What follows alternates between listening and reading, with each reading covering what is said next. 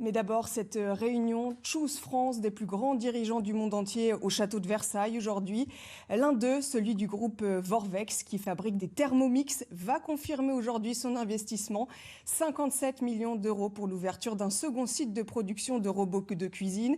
Ce sera en Eure-et-Loire. L'usine sera construite précisément à Donnemain-Saint-Manet, située sur le territoire du Grand Châteaudun, où on est justement en direct avec son président Fabien Verdier. Bonjour, j'imagine votre joie d'apprendre l'ouverture de ce nouveau site sur votre territoire.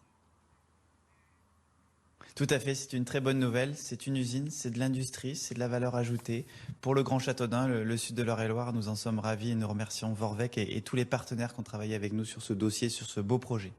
C'est la preuve de l'attractivité de votre territoire ? Oui, tout à fait. On a un CFA industriel, on a 9 formations post-bac dans le Grand Châteaudun. On est déjà à 250 millions d'euros d'investissement privé, présent et à venir sur le territoire. Là, c'est 57 millions d'euros avec Vorvex. C'est la deuxième usine. C'est finalement une zone de grande capacité qui s'ouvre dans le Grand Châteaudun, entre Cloix et Châteaudun, Donnemain-Saint-Mamès. Donc, c'est une très bonne nouvelle pour le Grand Châteaudun. Très bonne nouvelle aussi, 74 emplois pourraient être créés avec ce second site. Quel type d'emploi ? Ce sera des emplois d'ouvriers, ce sera des emplois qualifiés, ce sera des emplois de bac et bac plus quelque chose. Ce sera à travailler avec Vorvex. Il y aura peut-être aussi demain des co-traitants.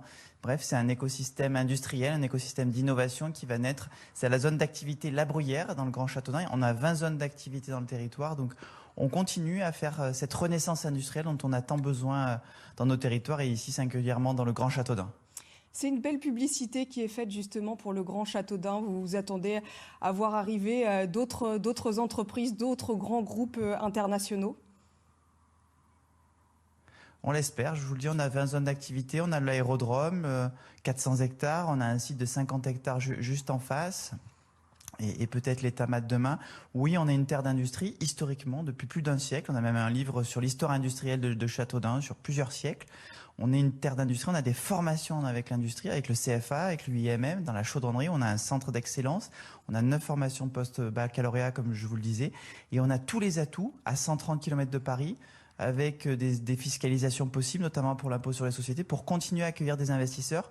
Je vous le disais d'un mot, on est à plus de 250 millions d'euros d'investissement privé depuis que je suis élu en fonction en juillet 2020, présents et à venir, qui vont s'étaler sur les années qui viennent. Avec Vorvex, ça va aller même encore plus vite parce que le besoin est là.